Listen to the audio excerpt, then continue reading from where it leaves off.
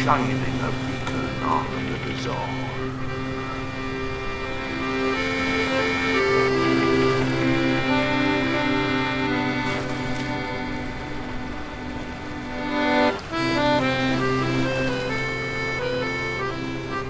Right then, Akin, I've got a little surprise for you. Ooh, I like surprises. Right, you got the blindfold on. Yeah. Right, here we go. So, like, rub this little ladder here a little bit. You're not going to touch my bum, are you? Oh, shit, you ruined it. Get your fingers away. I was just going to do usual flick your knob end. Right, I'm halfway up. I'm near top. That's it, so you're near top now. Right, okay. Feel the sea breeze, Arky. Yeah, well, so if we undo the little thing now. Now take a look! Oh, it's so fucking close! Why is the moon so close, Arky? Because we're in space! What? You didn't realise, I've been doing a little bit of tinkering down in the engine room, and I realised we can actually fire the lighthouse. Is that what rumbling what? Yeah, that was it. We're ticking over in Lighthouse. Yeah, you thought you thought it was a Bombay bad boy pot noodle. That's what I thought. I didn't want to knock on the toilet door after that. We're going to go eat garden for an hour or two. Lucky you didn't. Wowzers, it's so beautiful, Arky. Yeah, it's good as the moon, isn't it? Is my head going to explode or don't need a spacesuit on? Oh, no, because we're tightly packed into the cove, you see. This is the KRAKEN Cove, and this is KRAKEN Cove podcast. Though. Is it? It's a podcast that shines a beacon onto the bizarre, and I'm Matt. I'm a spaced out Benny, man. Yeah, so what we've realised is because we can shine the light in various places, I didn't realise we can actually take the entire lighthouse places. Oh, this opens a whole new world, Arky. Yeah, so this is it. So we're in orbit at the moment, around the moon. Wow. Can we go around dark side at some point? We can definitely go down the dark side of the moon, yeah. But what you'll find is the moon has more than one dark side in a way of working. Alright. You know, this is something we're going to have a little craters look at. and stuff like that. In a way, yeah, so that's it. So, but this is weirdly, if it is, although there's the dark side, there is the light side. This is a lighthouse episode, so this is actually a little bit of a lighter, a bit more freewheeling. Yeah, because I'm exhausted. And I'm not. I know I've had a really busy week as well, so it's like, you know, I've had a lot. You do work really hard. I did, but the best thing is I did actually manage to get this in the week. I did manage to get up to Whitby Grove Hostel hunting. You did for your birth nog, didn't you? Yeah. Which was super cute. He went to tell them about that beach. He went to the most lonely, barren beach ever, and that's our kid's street. He has to go down on a rope or something. He couldn't actually get down there. But Billy Bonus, because it was so lonely, first time ever got to do a shit on the beach. Did you? Oh, nice. What about whitepigs though? I'm always concerned with whitepigs. Well, I won't delve too deeply into that. I made preparation for that eventuality. Nice. I was like onto the sands. Yeah. Oh, lovely.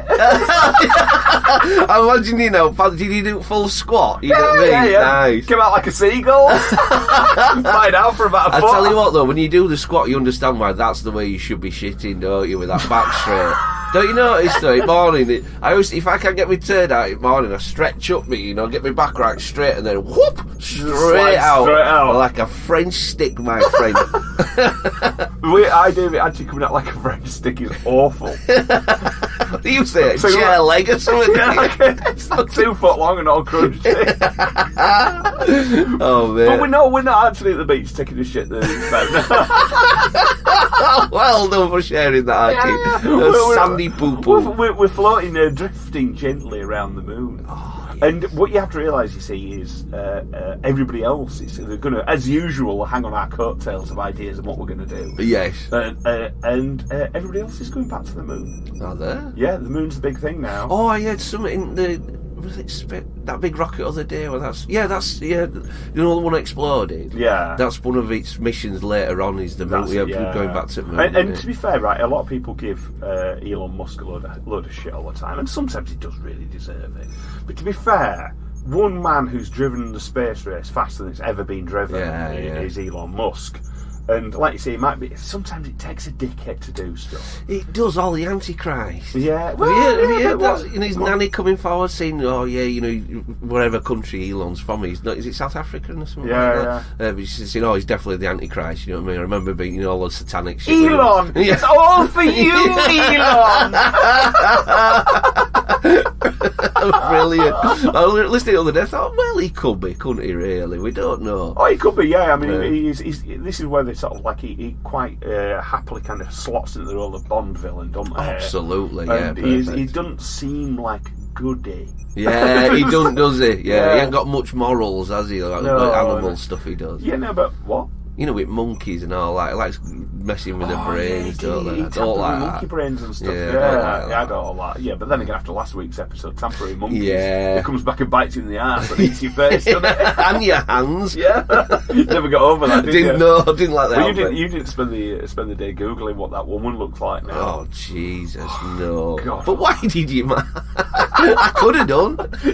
You chose to do that. All I can think is I didn't get to see whether she's married or not. But the very idea of waking up next to her next day when she's had that face plant God. it's all slack and wobbly all the time. With black eyes. Like a doll's eyes. Oh, no. But anyway. Yeah, but space. But Elon, if you look at the sort of like the progress of his rocket development, it's like his new sort of super heavy rocket, or whatever it's called, or sort of I think it's called Starship. Yeah. That's the biggest, heaviest rocket that's ever taken off ever. Yeah. Blew up on land and takeoff. I think it's about a minute and a half in or sometimes it blew up, you know. And it's designed to blow up. If things are going wrong, it blows up. Yeah. So it doesn't harm anyone or do anything nasty. But all the other rockets blew up. All these ones that come in and land on their own, all these little boosters and stuff like that. Yeah, they all just blow up. It's like bang, and then if you saw footage of him watching it blow up, he goes, right, that's blown up, and he goes, right, we're going to give it another go in a couple of months. To me, it wasn't a fail. He's just testing, isn't it? He's not going to get it right first time. There you go, biggest one ever. Everything's good. Yeah, because if you look at what like the Saturn V rockets did when they were taking off, sort of like taking the missions to the moon, you know, these things were just stupendous, earth-quaking, earth-shaking monsters, and this is bigger. It's terrifying. Isn't it? I can't comprehend how big it really is and how much power it's got, or what it actually is, because I haven't really done a lot of research. It's going to be frightening, isn't it, what he's got there. Yeah. Well, but there's also the good thing is at the same time, NASA, the latest project, what they're doing is they have a whole program now. Yeah. And this is what we're going to cover today. So, like NASA at the moment, you see, one of their work is the Artemis missions that they're doing. Sorry, the Artemis. What's that? Is that Greek or something? I don't fucking know. Oh, well, it sounds it, doesn't it? You always like name it after something, don't they? They do, yeah. Sorry. I'm supposed to ask fucking questions. That's what I do. That's stupid and ask questions.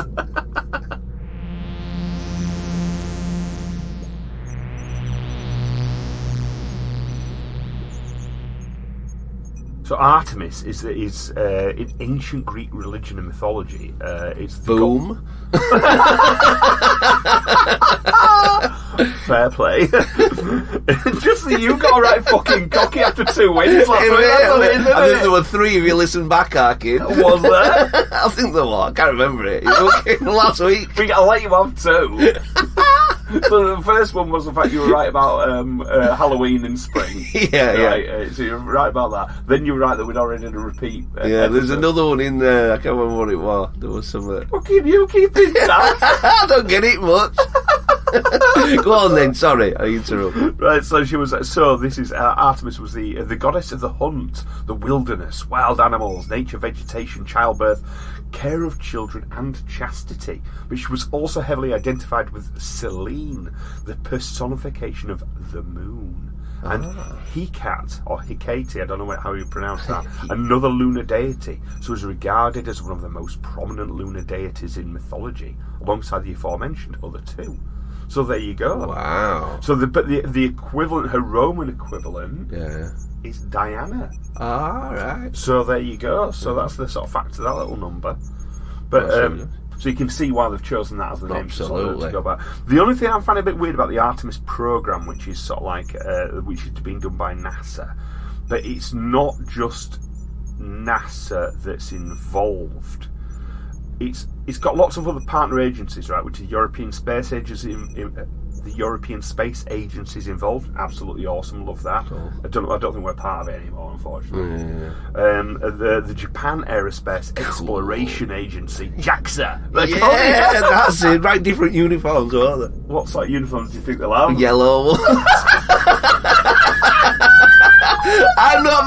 funny. No, I did not mean it like that. It's not funny pointing at everything.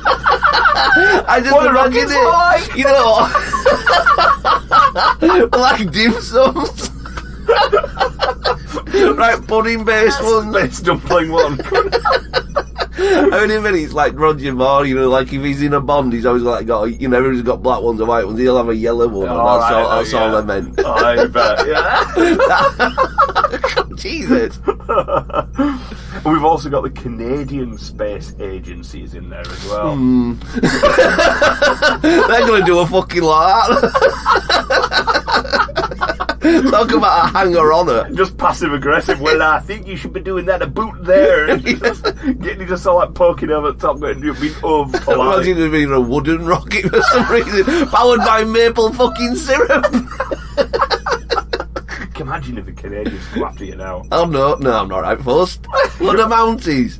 Strike them all out. Do you think so? I'm a bit frightened of a Mountie. I don't know. They're right big and strong, but they're dressed like a fucking idiot, though. I know, that's the thing. I think I'm not going to say it. Did you ever just watch Due South? Yes, I did. Yeah, Oh, that were all right with that. Yeah, that were a good show. I quite like Due South and everything. Anyway, let's not divert too much. We're in space, remember? Yeah, light episode. That's it. Yeah.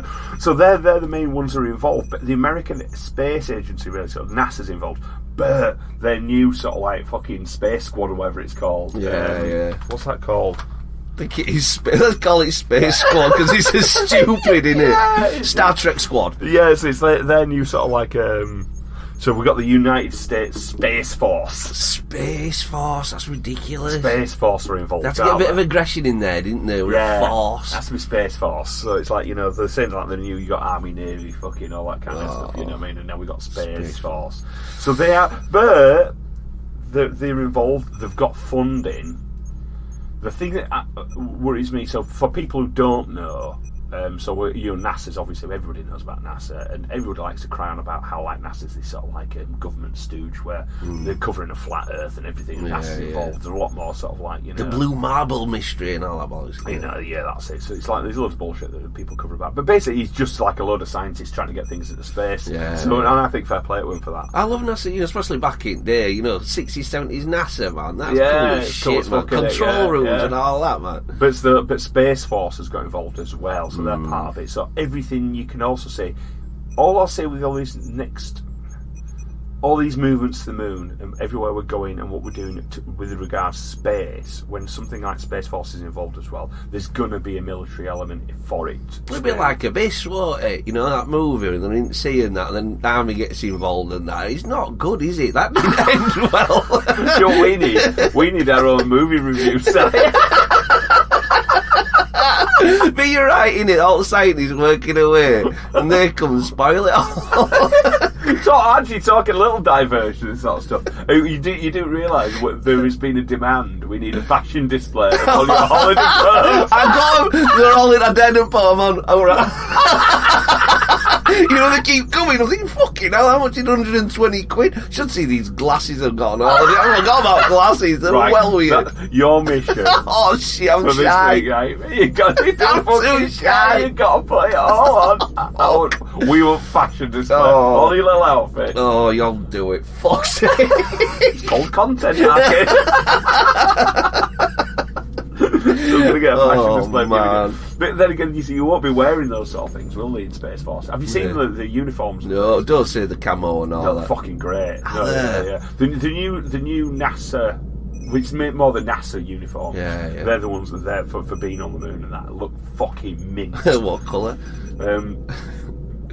Well, weirdly enough, the colours that I've seen what were the colours they use. The reason being is that they're sort of like often they're being kind of developed by private companies and agencies. Yeah. So they're kind of in their own corporate colours to start with. Right. So then they'll choose these colours later on, but they are just like super cool ones, like off of 2001: Space Odyssey. Yeah. They're a lot more slimline, a little bit of armoured sort of thing, so a bit toughened. Yeah, more manoeuvrable. Yeah, way more manoeuvrable. Yeah, they look really cool. You know, which you'll need it because there's going to be a lot of activity. Talking about, I mean, when we're saying going back to the moon, this is fucking serious, and it's happening mega fast. I don't know if you realise. No. So Artemis 1 is the mission that's already launched. Is it? This has gone. Artemis 1 launched in 2022, right? And it is classed as a successful uncrewed test of the SLS, which is a space launch system. That is the biggest rocket so far ever to go into space. So the one that was successful, not the one that this is the NASA one, not the one that's been tested. This is the NASA one, not the one tested by Trump's organisation, right? But there was sort of, this is I think it's got the amount of thrust compared to the original Saturn V rocket. You know what I mean? It knocks it out of the park. It's huge, the power. They're shipping stuff up there for such immense size, you know, and the technology that they're using now is, because it's all happening fast.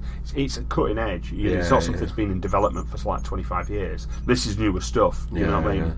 Which is true with NASA, isn't it? You were quite old. They've got brand new toys now. That's like... Yeah, well, that's what they're doing. But the budget, I think there's a secretive budget for what they're making. There's things that they're making and just been popping up going, oh, we've got one of these, got one of them. They've got a moon rover called the Viper, which is they're going to be bezzing around and stuff. But that is a Space Force. Because China were getting heavy on the moon, weren't they? So I think they're racing up. It's not just was, it is. So I've got some information on the Chinese activity as well. So it's like, you know... But for the Artemis missions, they're going to be basically what they've done is they've put a Orion, which is the module, and which can carry people. That's what it's for. But there are no people on it yet. So they're testing out a manned module. So they've put the Orion into orbit, but they put it in like a weird looped orbit that goes right far away as well. Right. And the reason it can go really far away is they can get a good bit of momentum up. So when it swings back around, it can get really close to the planet and do an orbit which is very, very close for sort of like a monitoring and all that kind of stuff, you know what I mean? Yeah. Then Artemis 2 is next one. It's the first it's the planned first crewed test flight of this thing. That's happening next year. Is it? So we're going round the moon again next year, manned loop of the moon sort of thing in the Orion spacecraft. But that is going to take them on this strange trajectory as well. So it's going to take them, I think it's something like about 150,000 miles further away from the moon than we've ever been. 150,000 miles further away from the planet Earth than we've ever been. That's the point. We all know about going to the moon, but how far have humans gone away from the planet? You know, for some reason, is it all? Yeah. Wow. Well, the furthest we've ever been is the distance on the far side of the moon, the loop away. But all we did then was really basically get to the moon, go around it once, and that slingshot got us back from the moon to Tom Earth. Hanks one? Apollo 13, the Apollo missions that did do. Oh no, because I believe Apollo 13 was meant to land on the moon. Yeah, it fucked up. Fucked up. Yeah, so this wasn't. It's the ones that went around the moon on that particular trajectory. And that's their mission. That's it. So and so that's as far away as we've ever been. But this is a much, much bigger loop. They're going out another 150, like I said, about 150,000 miles. So this is going to be like a big loop. But that's. Look at it is this way, they're testing how far away we can get away from Earth as well, aren't they? You know what I mean? It's all these sort of little just things. Mentally for an astronaut to be that prepared to go that far. That's it, their mindset of it. This is it. So it's like, but remind us about that as well, because we'll talk about that in a little bit too as well. And so this particular mission, which is Artemis 2, is going to kind of whiz around a couple of times around the moon, do these strange things, do some tests, run some numbers. Then do the re-entry, splash down again in November 2024. Now that's that Artemis 1 2022, Artemis 2 2024, Artemis 3 2025. Only 1 year later they're fucking going for it. They are doing big numbers on it. Bang bang bang. Near the end of the 60s, wasn't it? The main activity with that's space right, race. the main space so it race, is like that again, isn't it? You know, just year in, year out, bang, you know, just firing this is done. This is right. So this is what you've noticed exactly what I want you to notice there. This has been done with urgency. This isn't faffing around now. There's a reason. I don't know what it is. We are absolutely handbrake off, going full tilt to go to the moon now. I've got some theories in a minute, but go on. Strap in, everyone. Oh no, sorry. So 2025 is a planned. This is Artemis 3. It's the planned first crewed lunar landing. The mission depends on a support mission to place a human landing system known as the HLS. So the SLS is a space launch system. That's the rocket. The HLS is a human landing system. So that's going to go around the orbit of the moon, right, and then basically just get themselves onto the moon. Wow. So two astronauts will transfer into it, down onto the planet. So they're going to, when they're down there, they're going to get out, run around on Moon again. Full on moonwalks. Yeah, they're going to do full on moonwalks again, right? Get back in, fly back up, right? Then Artemis 4. Now this is a bit of an interesting one, right? Artemis 4 is the planned second crewed lunar landing mission. Orion and HLS, which is the little rocket thing, will dock with the Lunar Gateway Station. Gateway? Now this is something I find fucking exciting. We are putting a space station around the Moon in permanent orbit. Whoa. And that will be there by 2028. That's going to go... 28? Yeah. Whoa. So it's in a few years' time, we will have a space station in permanent orbit around the Moon. Don't take piss, but do you think you could see it with naked eye? I'm not taking... No, you won't be taking piss. That's a very, very valid question. There's a good chance. Depending on the orbit, and depending on the equipment you're using, it might even... I don't know whether it'll fly between the Earth and the Moon. You'll be able to see it passing, potentially. Wow. Could be. Because he's miles away. Moon is proper far away. Isn't it? Yeah. Oh, tell us all about it. I just know it's proper far away. It's close like you think. Fire. There's more to you than me. It's the eye, isn't it? No. Dark horse. But he's far away though. I thought it was a lot nearer than what it was. No, you are right in that as well. Yeah, it's it's very far away, and it takes a long time to get there. As in, it takes days to get there. You know, I mean, it's not like it takes 3 years to get to Mars. Yeah, but it's like it is very, very far away. Exactly. And so, but things are as far away as they were now. It's like the world's become a smaller place. The solar system's becoming a smaller place. We're getting the equipment and technology. Slicker, faster. That's exactly like it. Say yeah. that power, what Apollo's did, how much more power has it got? And it'll get. It's like driving a Cornwall in a Lamborghini rather than like. Well, weirdly enough, no, that's not a great analogy because the thing is, there's still no motorways to Cornwall. Oh, yeah. She's still behind a caravan and fucking away. Bloody. Yeah, that's it.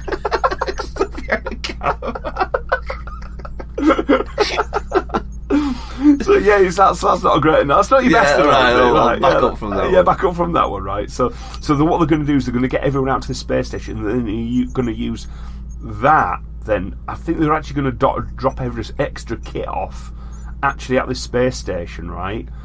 So then they'll have more things. They'll have a sport mission up there. They'll have all this support. So when they land on the Moon, they've got this sort of support station and everything, right? And it'll also then deliver an iHab gateway module for connection to the gateway. What's the gateway? All this stuff, right? This is the stuff that's going to be on the Moon. It's our houses on the Moon. Whoa! They're going to be moon these base. iHab moon bases. Wow! They drop in little. This is like a sci-fi. This is what we wanted when we were kids, isn't it? And this is around 2029. This is Artemis. So it's only a few years. This is all in 6 years' time, right? So they're basically going to be constantly running. You know when we said before, they're up and down to space like a yo-yo at the moment. We said this in a past episode. They're up and down. This is what they're doing. They're delivering kit to space now. All this stuff's going up. There's going to be things constantly running up towards the Moon, dropping things off the space station, basically building up material as we go around the Moon that will then support a mission to land on the Moon and live on the Moon for a little while. Oh, so it ain't just a case of going there. It's literally they're going down, doing a load of tests, having a run round. Drop stuff, getting more stronger. That's exactly it. Wow, and so they're going to be delivering things, so obviously exciting. like food, oxygen, water, that kind of thing. Yeah. You know what I mean? But it's like they're going to be dropping off loads of this. What the space station will look like? Well, there is pictures of it on there, but I think it's all going to change. It's not exciting. Yeah, it looks just like in what 2001. Like, yeah, it's not. It's not far off. It's not big. It's not a big old pretzel sort of whirring around space. It is like all the other space stations have looked like. They're bolt together modules with big wings coming off the side for solar panels. Yeah. You know what I mean? It's that kind of thing. So it's going to be solar powered, obviously. Yeah. But you know, it looks fairly conventional, but the tech on board is going to be really quite exciting. Wow. You know, so all off to the Moon. That is so. It's mind blowing. I love that. It's really exciting. It's exciting stuff in it. You know what I mean? So it's like it's the but now they're also, because of that, is when when they're doing all this stuff, they're doing that kind of, excuse the pun, they're doing the heavy lifting to get all this stuff. It's going to be the supply missions now, what they're calling the support missions to Gateway. They're going to be using the Commercial Lunar Payload Services Program, right? So, for example, if you're ordering stuff from your house, right, you're ordering things from Amazon or where it is, all sorts of stuff. You get UPS turn up, don't you? You get the Amazon van turn up. This is what's going to happen at the space station. You're going to have the SpaceX Starship system from sort of like Bezos. His stuff's going to be whizzing up and down from there. You're going to have the all the stuff from Musk. No, Branson. All right, we can cover that a little bit. Branson's gone bust. Has he? Good. Well, it is good, because the thing is with Branson, it's worth having a little look at. Look at the numbers. Look at the finances for his stuff. So all these other guys, you got yourself Musk, you got yourself Bezos, right? Yeah, they've been doing all this stuff to get to space, and they've done really great missions, and that they've achieved it, right? Richard Branson, he's been taking subscriptions to go into space now for fucking years and years and years and years and years. People have been chucking hundreds, if not millions, at him, thousands, if not millions, at him. And he's been promising and putting it back, and he's eventually got some little plane to go into space for a bit, and they're flown around and floated around. He's giving thumbs up and all this sort of bullshit, right? Gone bust now. Wow. So and when you start to say, well, where's all the money gone, Richard? Where's the money? Oh, there's not many answers to that. All in his island, or well, there's literally billions gone missing on this thing, so that stinks. So write that little twat off. You know what I mean? So it could have been a good idea, but no, he's not. I don't think he hasn't put his shoulder to it. Not like these other lads. So so the SpaceX Starship, which at the moment is being sort of like practiced, but the Falcon Heavy launcher, which is the Bezos one, that's the one that's already flying. They're the ones that's going to be putting in the main gateway modules, which are going to go up. You know what I mean? So they're going to go up on those. So bit by bit they were putting another one, the Dragon XL. That's another big spaceship that's going up there as well. Who's that?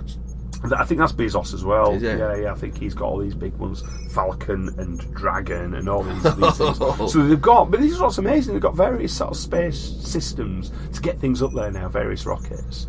And privateers in a way, isn't it? That's what I like about it. You know, if you got the tech to be able to do it, you could earn shitloads of money pumping that into space. And the great thing about it as well, I mean, this is something we will cover on a later episode, is this is what they tried to do in this was the airship race in Britain.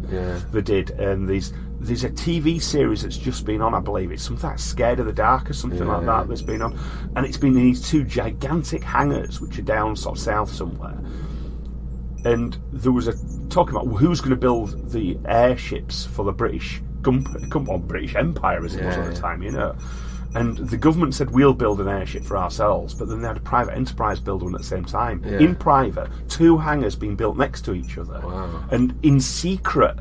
So even though they're next door, but the little secret to slip out, ours is bigger than yours, we've got this different motor than yours, you know, this sort of stuff, you know, ended in disaster.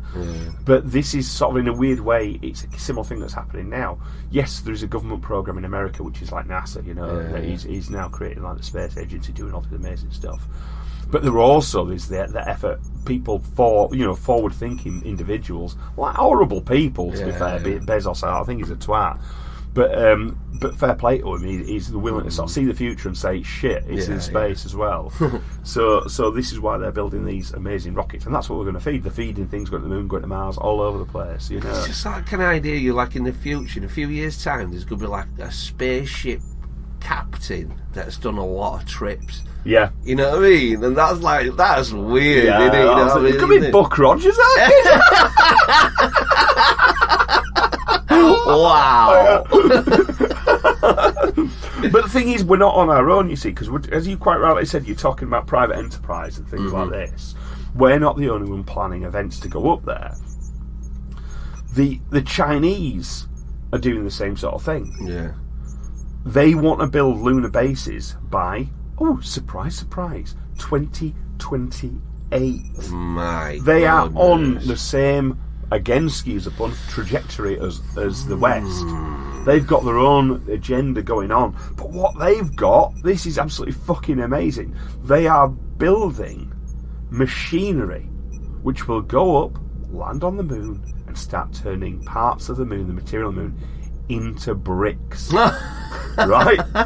Like a self-contained weird robot thing. And it's going to go up there, and while it's up there, he's just going to start building bricks. Jesus. And keep building bricks and build bricks. So when you get up there yourself, you won't have to land all this extra stuff. Yeah, these modules, the bricks, the masonry will be there, built by a self-propelled robot that's already doing it. So I don't know if you should be doing that, tearing chunks out of something we've not even looked at. It's hard to say. I think it's one of these things which is a very difficult subject. You know, you think, well, should we or shouldn't we? What is the moon? What's on the moon? It's weird. How delicate is the moon? Big old rock full of materials. There's no life on there. I can't hold myself back. I had to start seeing me weird shit. I can't hold it no more. Go on, man. Right, so Buzz and his mate, what's his mate called again? Buzz Aldrin and Neil Armstrong, yeah? They're flying to the moon and they're looking out. Is this a joke? No. It sounds like one, doesn't it? Yeah. They're flying to the moon and they're looking out windows and there's stuff outside at windows, isn't there? Yeah. And he's talked about this, both of them have talked about that, haven't they? Right. They land up moon, start walking about, and there's stuff watching them on the moon, you know what I mean? They both talked about, don't give me that look. Yeah, but stuff watching them, I need a little bit more than that. Have you heard the stories? Have you heard these stories? Not well, yeah, but you've got to remember this. Perhaps the people, our fine listeners down on Earth, might not have heard the stories. Well, both of them have said in reports, if you really listen to them, they said they weren't alone that day on the moon. They're walking around and stuff were keeping looks. And it was that bit where you couldn't physically, they've seen the presence and the shape of it. It ain't like, how can I say it? It's like floating UFO orby things that were floating about in the near distance. Now, did they feel they were being observed? No, or did they say they saw something?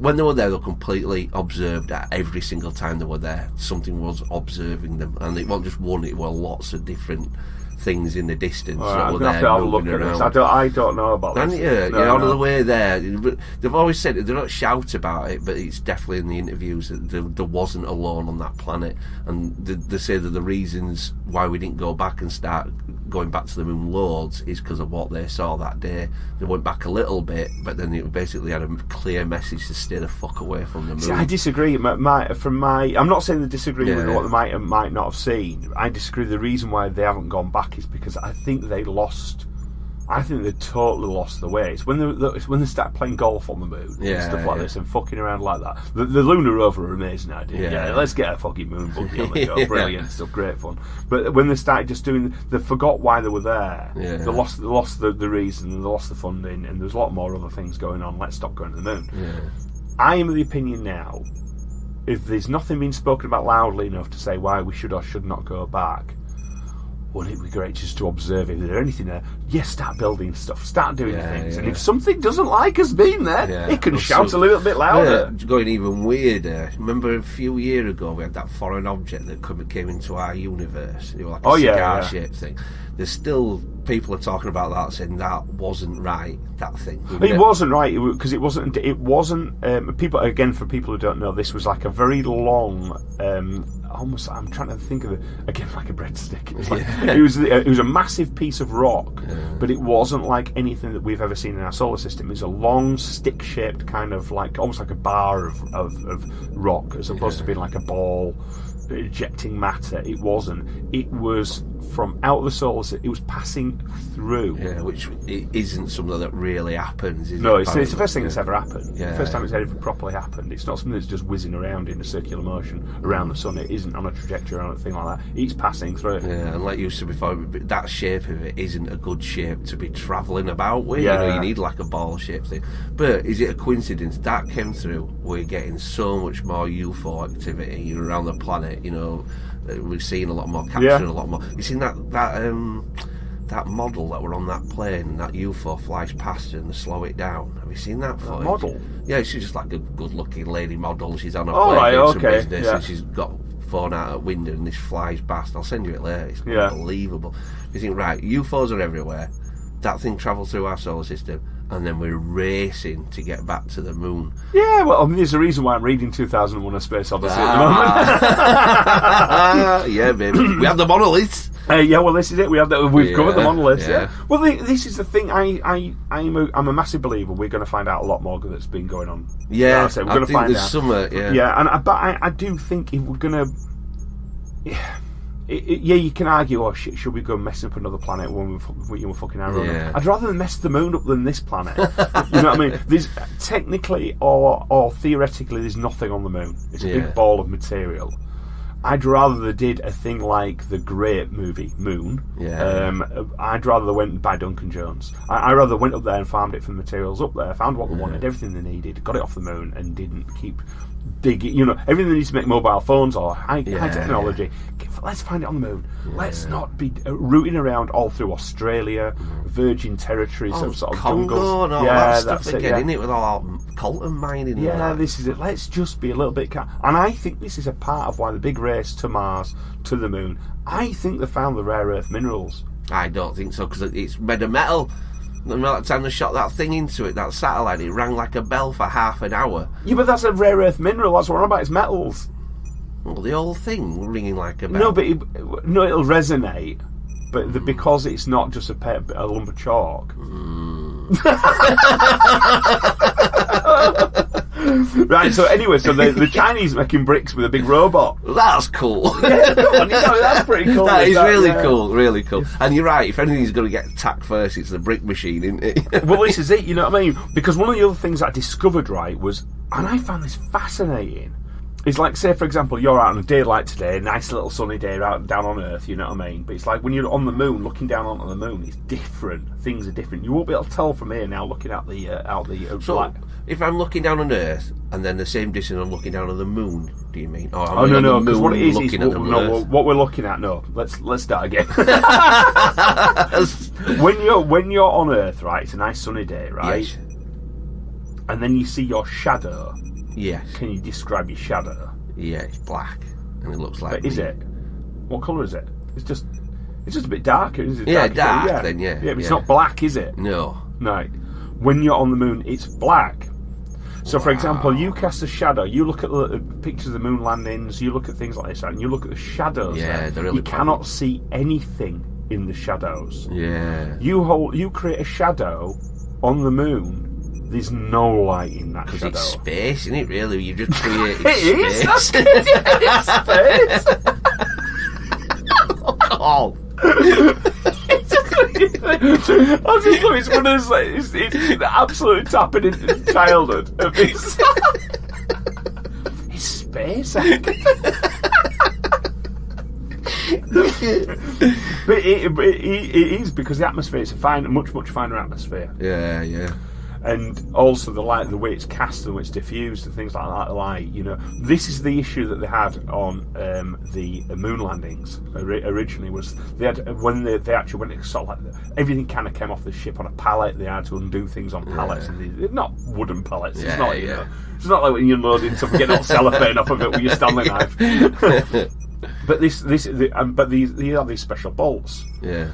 And they had to sort of think, right, we'll undo these bolts now, right? And the only way it could unload was in the shadow of the lander. Yeah.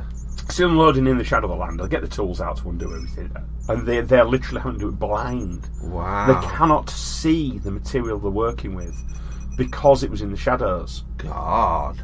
But what they also found is because of where the light was reflected and moving, or sort of travelling across or throwing shadows. Yeah. I mean, at one point, one of the astronauts was on his way back, for example, and it said, Surveyor 3 sat in a shallow crater where Conrad and Bean, two astronauts, could easily get it, or so the mission planners thought. The astronauts could see Surveyor 3 from their lunar module, Intrepid.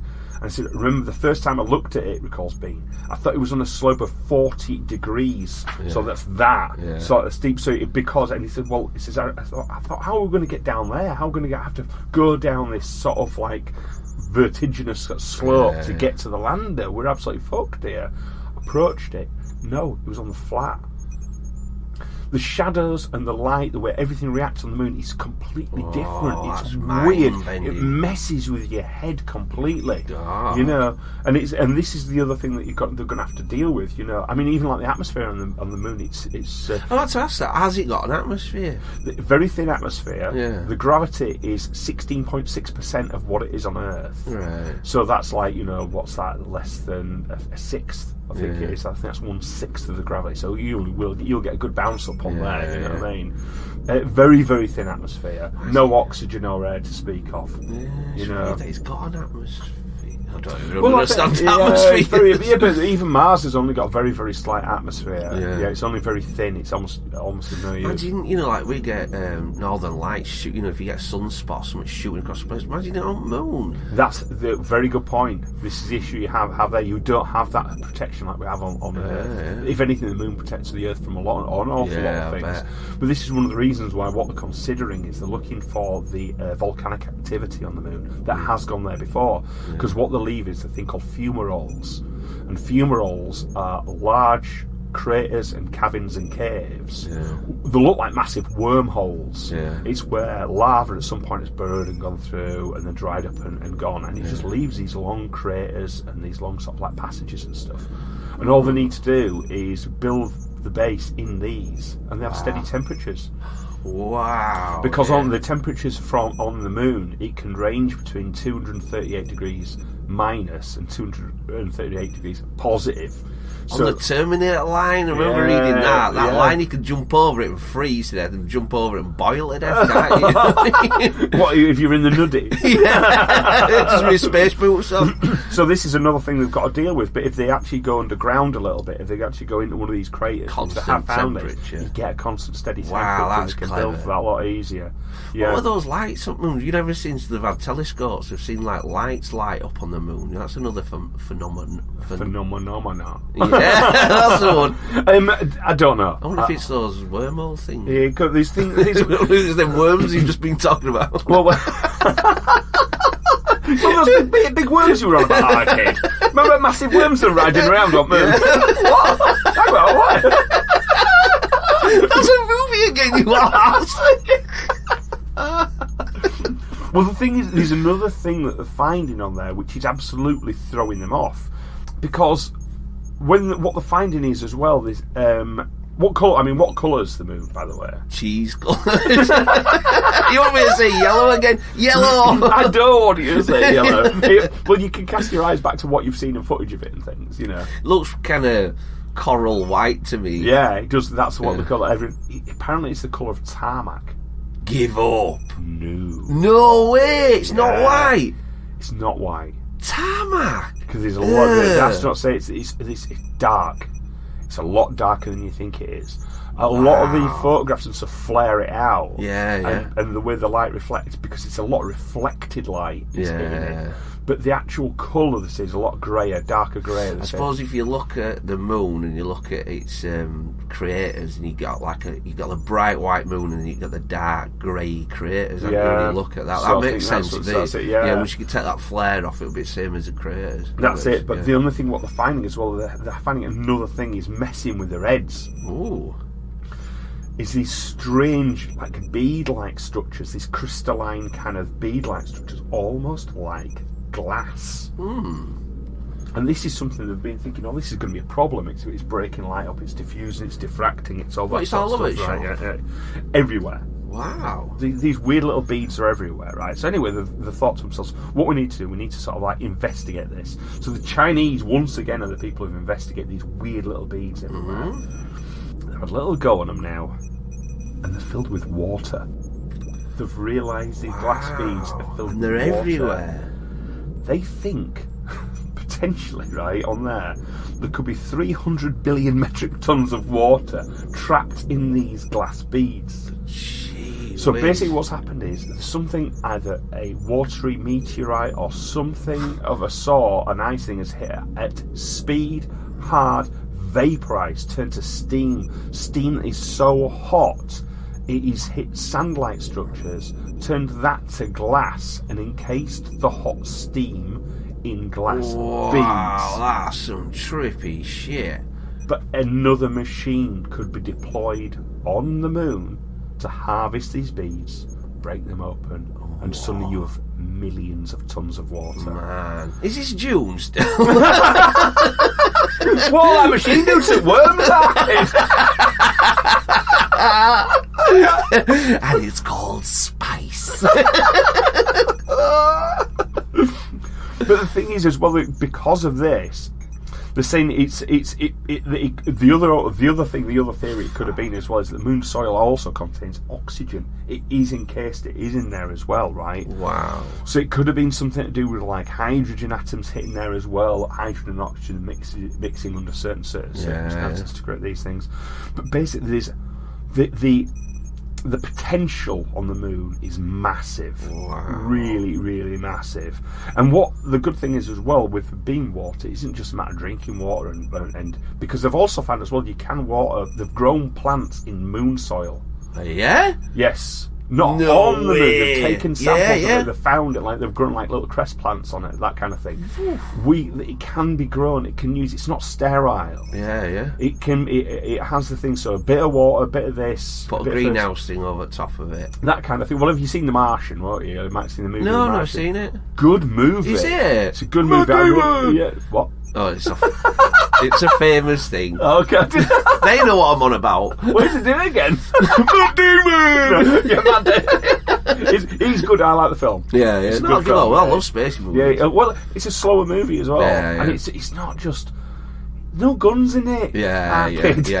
I like. Like you said with Moon, I loved Moon so much. Moon's one of my favourite movies. Yeah, it's and really Martian's good. up there. Yeah? Yeah. Well, I'll give it a whirl. It's definitely worth a whirl because it's based on science too. That's the thing, Yeah, well, it's I based do on like it. I science. enjoyed Interstellar. You know what I mean, and yeah. that sort of thing. You know, so that is a good one. Is that? But the good thing is as well, sticking on this quickly on this particular subject, is the fuel. I've said this for quite a long time now, and there's quite a lot of people agree with this. They're talking about solar this and all this, various fuels and things. Yeah. One fuel, this one element which is overlooked time and time again on Earth: hydrogen. Constantly fucking overlooking hydrogen because it's dangerous, it's volatile, it's this, it's that. Don't really get hydrogen, I kid. Don't really know what it is. Right, well, it's highly flammable, Yeah. highly stable.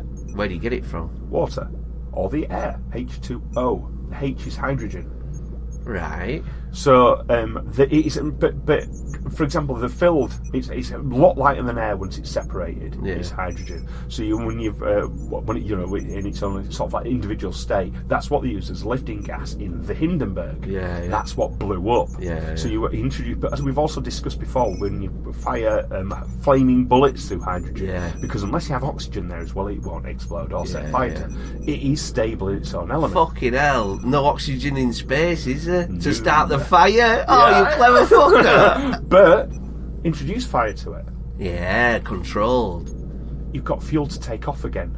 Wow. You have, and it's hydrogen rockets, and what they're actually used, the solid Yeah, fuel man. rockets and stuff like that. They can use fuel to get on and off the moon. You could have some sweet ass flamethrowers for all them aliens there. On moon buggy, imagine that shit.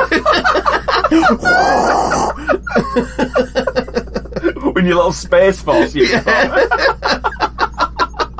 some, get some. Yeah, I'm signing up. So this is the thing. So we've got the elements that we need there to live there to a certain extent. Wow, So this fuel. we've got fuel and things like this. You know what I mean? So there's the potential for fuel for getting on and off in these glass beads. It could be there. God, that's amazing. That's a stroke of luck, isn't it? Fucking how spawn is that? But I think as well that yeah, but do you know, sometimes you sort of think, is it some mad intervention? Is it meant to be there? Was it left behind for us to find? That kind of thing. But if you haven't seen The Martian, which is, I'm going to get for all of you out there, it's a little bit of a spoiler and things like that. You know what I mean? It has to be done a little bit. This is, you can't just have soil and water to sort of like help with plants. You need like another medium. You know what I mean? Sort of thing. What do you think you might need if you're growing plants. A medium, that's a psychic, isn't it? No, shall we say? It'll never evolve at all like it. I'm looking in my crystal ball. It'll grow next week. Right, another thing to introduce. If you're growing something, right? You need sunlight, don't you? Well, you do. Yeah, but you're gonna have sunlight up there. Right, right? so you got sunlight, you got water, you got like a soil. Yeah. Yeah. You need bees. Yeah. Well, I'll tell you, right. Basically, you need like fertilizer. Oh, poo-poo, yes. Yes. Right. Yeah. So, what are you going to do about poo-poo on the moon? Human poo-poo. Yeah. There ain't good growing stuff in human poo, I've heard that. You're wrong. Can you? Yeah. Dirty human poo. Is it dirty? Pretty much so. It smells like it. It smells real bad. Well, what about poo-poo on the moon? Do you think, what about getting poo-poo to the moon? Or, how can we introduce poo-poo to the moon? Bring some cows or pigs or chickens up there or something. What happens if there's already poo-poo on the moon? Give up. What happens if there's poo-poo on the moon that's been up there for 50 years? Well, the old astronauts poo-poo. There's astronaut shit all over the moon. Is it? Yeah. I thought they took it back or something, like a doggy bag or something. Do you know, this is something that absolutely blew me away. Well, they were talking about these interviews with them and stuff. They said, "What's that thing? We've seen something there. Oh, that's just a bag of our shit we've thrown out." The astronauts have been very, very lax when it comes to things like this. Wow. Seal the bags up, everything's sealed and bagged up. But lobbing it everywhere, proper. Just lobbing it out, just like you would at like a fucking picnic spot if you pissed or something. Like you on a beach. nice callback, Hey. But that's basically what they were doing. When they needed to go for a shit, and honestly, the space they had when they're on the little moon lander, right, is much smaller than the canopy of our little lighthouse. Much smaller space than that, right? So it's like the way they did it, this like special, because they didn't have like a machine. Yeah, they'd sellotape a bag to their arsehole. Wow. So that's the only way to take a shit, was to actually sellotape the bag shut, seal it all shut, take the shit in it, then seal it back up, sellotape the bag up and dump it out on the moon. I tell you what though, it is insane what they went through for those missions. That is mental capacity, like men being able to do something, and women, being able to do something so mind-blowingly, especially early ones. Yeah. Fucking hell. Early moon missions, the first, it's no computer to speak of. When they talk about it, and it is like one of the main guidance devices they had for sort of like finding like angles and trajectories was just on the glass window. They had lines and numbers for angles, so that they could have a look out the window and get their head at a certain angle and make sure see what tilt and elevation they're at. Things like that. It's just bizarre. And then back on Earth, I think there were like one lass that were proper clever in America that were doing... One lass? Well, there were loads of them, but one really famous lass were like doing like the... all the maths and... she were like the bomb, you know what I mean? She was, Oh, do you know what? I would have been beans. You love it, don't you? I think you're right fucking clever, don't you? Smack! Fucking rolling round the fucking lighthouse. That's how it ends. Just fucking punch up.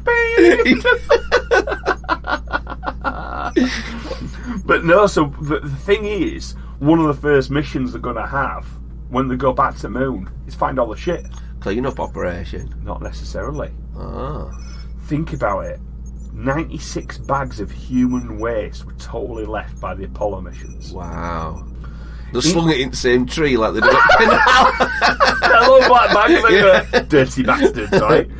In each sample of human shit, there's 1,000+ different species of microbes, living items in each of those shits. Wow, so we left aliens on the moon, really, didn't we? We did. Yeah. We left over 1,000 different species on the moon when we left. Wow, that's mind-blowing, innit? And the quest is to go back and see if any of them are still alive. Wow, yeah. Or thrived, or grown or Yeah. done anything different, arms and legs and shit. Yeah, I I mean, know, look at right? those little frog things that we looked at Yeah, before, when they yeah. grow eyes and whiz around and do things. So it's had like really weird temperature, sunlight. God, that's weird, isn't it? Yeah. So the plastic, do you think it would have, would it have corroded or not? Don't know. There's a good chance it could have corroded due to light, Yeah. heat. It would have eroded due to sort of like wind or elements because there's no wind or anything like that. True, Yeah, innit? so that would have damaged it. Or Man, that's so fascinating, isn't it? What is that pool look like now? What does astronaut shit done? Oh man, Isn't that a great thought? I feel like loads of like sweet corn fucking. Can you imagine there? Can you imagine somebody going through your 50-year-old dude, All right, interested in that. Oh, ferrying all through it? oh, you want to go ferret through mine? God Almighty. So, but that's the thing. So that's what's going to be interesting about it. But and I mean, again, spoiler alert on the Martian, it does use human waste as a fertilizer. Yeah. You know, under certain conditions and things you can do, you can treat it and work around with it and stuff like that. You can use lots of things which are waste. And this is one of the reasons we've succeeded while we've developed, is because as a human we're actually a lot more.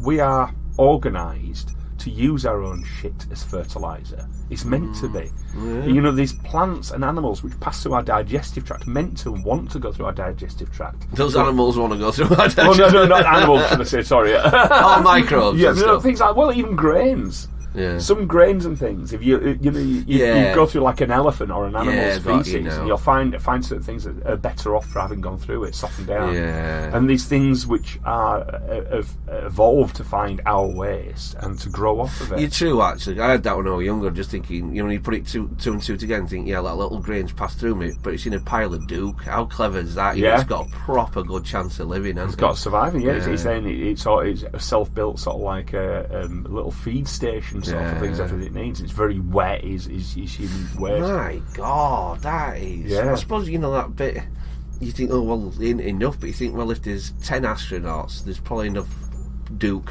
to grow enough plants for those 10 astronauts, and if you get 1,000 astronauts up there, they'll have enough Duke to do it for 1,000. Yeah. Wow. Well, funnily enough as well, in the book that I talked about before, the sci-fi book In Ascension, which was a sci-fi, and that's one of the main premises of what people eat in space over long journeys. And she was working off like microbes and things like this, and working off like algae. Wow, yeah. So there's a lot of plants and things on Earth which potentially could thrive immensely in the lunar atmosphere, so like as long as it's got the things it needs. Like seaweeds in it more, isn't it? Algae, that kind of thing, but algae grows like fuck. You know, when you don't want it to grow, it's growing. It's growing, that's it. So you go, wow. All these things could potentially go. So what we're going to find now in the next few years, just like I was looking out of the lighthouse window to see what's been going down on the moon, we've found glass beads, full of water, dark shadows of strange nature. We've seen where all the landing sites are going to land on. They're going to live in little tunnels where all worms live. All worms, all aliens, and then we've found all the shit that's sitting around up there. If what is it then? If they're a Martian, if you're an alien on Mars, you're a Martian. What are you if you're on the moon? A lunar. You know, like if you. I don't know, but I've actually been sketching out a sci-fi story recently about that. Ah. Yeah, I've got quite a lot of notes to do with it. So like the idea of like moon men, or something like that, you know, or moon dwellers, or lunans, or something like that. You know, who knows what Martians are? I mean, lunatics. Are we, lunatics. The lunatics have taken over the moon. That's cool. So I think, to be honest, now I think it's about time for me and you to leave the moon and get back down from it. Cheese on toast or something like that. I won't mind. You think you can get back? At least we could have took some cheese from Moonarchy. We could have done Arcade, but we're not due to land on there. It's either going to be the Chinese or the American military. Yeah, let's get home. Yeah, I think we'll get back to our island, or our island, so then we can see from there what's actually going on the moon from there. Yeah. Exciting few years in Arcade, I can't wait. It's going to be, so we're going to keep reporting back from the comfort of the cove. Nice trip, Arcade, thank you. So all that's left for me to say now is a big bye-bye from Matt. Nice a bigger bye-bye from Benny. Take care, guys. There are 3 ways you may contact Kraken Cove. Either by email at krakencovepodcast@gmail.com, on Twitter at Kraken Cove. Or Instagram at Kraken Cove Pod. Ha ha!